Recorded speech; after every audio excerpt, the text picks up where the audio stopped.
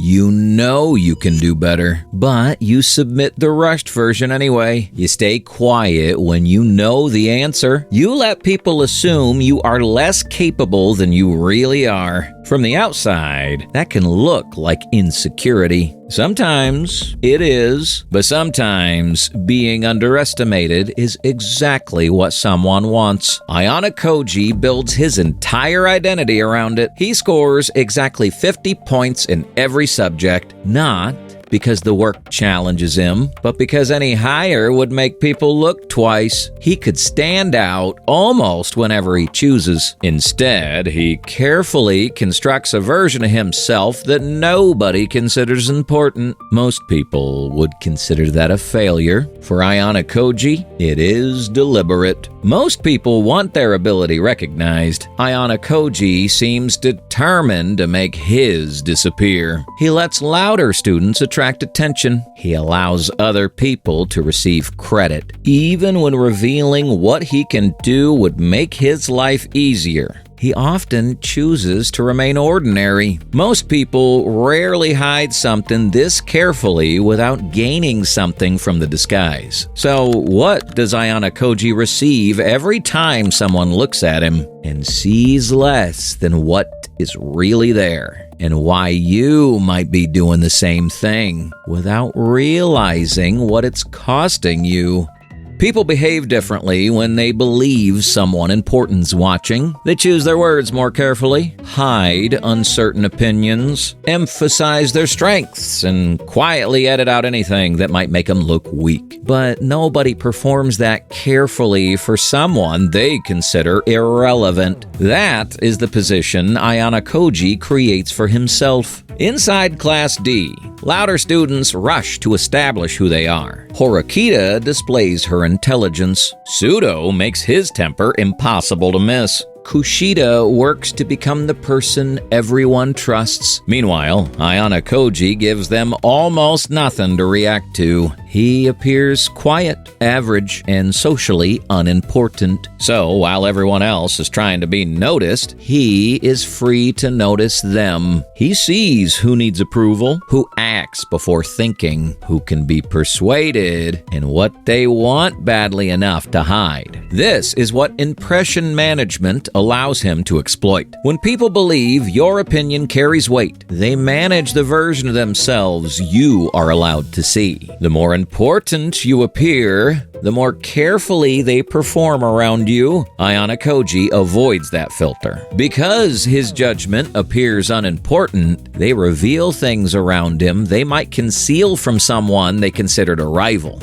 That creates an information imbalance. They think they understand him. He actually understands them. Once someone has mistaken you as harmless, they rarely stop to ask whether the impression was intentional. You can see a smaller version of this in ordinary conversations. The moment you begin proving how knowledgeable you are, the other person starts protecting their position. They defend their ideas, hide uncertainty, and become more careful about what they admit. Sometimes you learn more by proving less at the beginning. Let the other person reveal what they think before you reveal exactly where you stand. Ayanokoji's ordinary image does not make him powerless. It removes him from the list of people everyone remembers to deceive. But information is not the only thing his ordinary image preserves. The moment people discover who produced the result, they start waiting for an encore. Do something well once, and people rarely treat it as a single success. They treat it as evidence of who you are. You're so reliable, which sounds flattering until it quietly becomes, "We'll be back." Ayanokoji understands that recognition does not end with praise. It changes what people expect from you next. During the island exam, he quietly guides events from behind the scenes while allowing Horikita to appear responsible for Class D's victory. She receives the credit and everything attached to it. She now faces more attention, greater scrutiny, and the expectation that she'll produce similar results again. Ayanokoji does not merely redirect the praise, he redirects the role that comes with it. Psychologists describe these as role expectations. Once people associate you with a certain ability, they begin treating that ability as part of your responsibility. Solve one difficult problem at work, and the next one finds its way to you. Organize one successful event, and suddenly, you're the organized one. Fix one printer, and congratulations, you are now the unofficial IT department. Competence attracts responsibility long before anyone asks whether you want it. They can make praise feel strangely threatening. You may want the outcome without wanting the identity people attach to it. You may enjoy helping once without agreeing to become permanently available. So, before accepting another recognition, ask, do I want this consequence or the role people will attach to it? Ayanokoji avoids that decision by letting someone else become the visible source of his success. Staying underestimated preserves control over when and whether people begin relying on him. But there's a more uncomfortable reason someone might avoid being seen. Ayanokoji already knows what he can do. Most people hiding behind low expectations do not. Here is a simple way to secure your reputation before anyone has the chance to test it.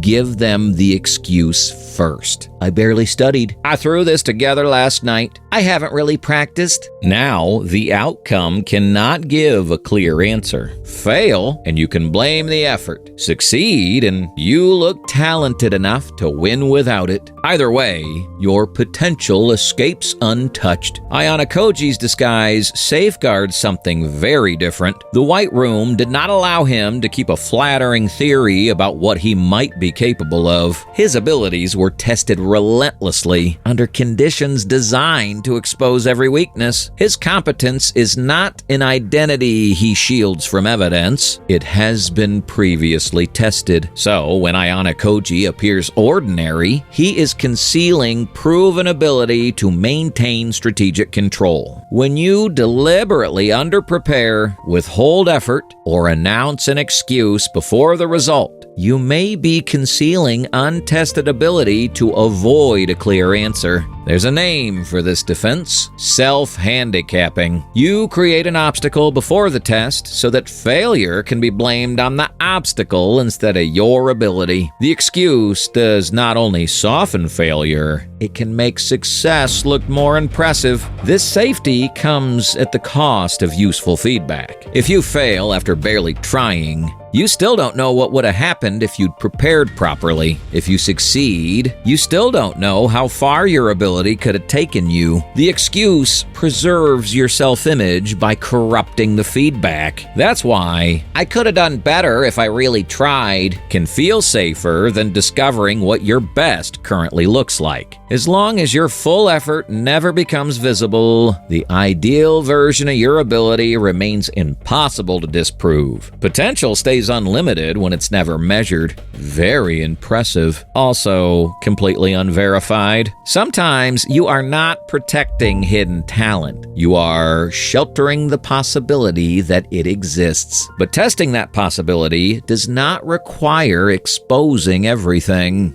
Ayanokoji does not remain invisible forever. During his race against Manabu, he stops hiding his speed. For once, the students watching him see an ability he usually conceals, but he does not show them everything. He displays his speed in a moment he chose and accepts the attention that follows. His power is not permanent invisibility. It is control over what he reveals and when. That creates a third option between hiding forever and exposing everything. Choose the test. A private ambition can remain perfect forever. A finished attempt cannot. Once it becomes real, it can be judged, criticized, or fail. But it can also teach you something. Gradual exposure works by approaching a feared situation in manageable steps instead of waiting for the fear to disappear first. You can approach it under conditions you deliberately control. The test can be smaller than the fear surrounding it. You control what's measured, how much is revealed, and whose opinion is allowed to matter. Enough exposure to receive genuine feedback, not enough to turn your life into a public vote. A small, straightforward conclusion teaches you more than a large attempt designed to fail. So, choose one controlled test. It might mean finishing one piece and showing it to someone whose opinion is useful, or taking a practice exam under honest conditions, or finally having the conversation you keep rehearsing. Make the test small enough to face, but real enough that "I wasn't really trying" can no longer rewrite what happened. Because privacy and avoidance can look identical from the outside. Both limit who gets access to you, but privacy protects your attention.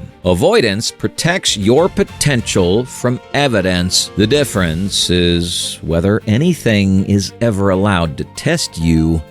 Being underestimated gives Ayanokoji control over what others know, expect, and prepare for. He can use that freedom because he already knows what survives when he is tested. His ordinary image hides ability that has been proven. But low expectations become dangerous when they allow every outcome to remain inconclusive. Not because you owe other people proof, you don't. But eventually, you need a truthful answer for yourself. Maybe the test reveals that you're more capable than you thought. Maybe it reveals where you still need work. Either answer is more useful than saving a perfect version of yourself that's never had to become real. The goal was never to prove everyone wrong. It was to stop needing their low opinion to feel safe. Being underestimated gives you freedom from other people's expectations. Just make sure it has not also become freedom from your own.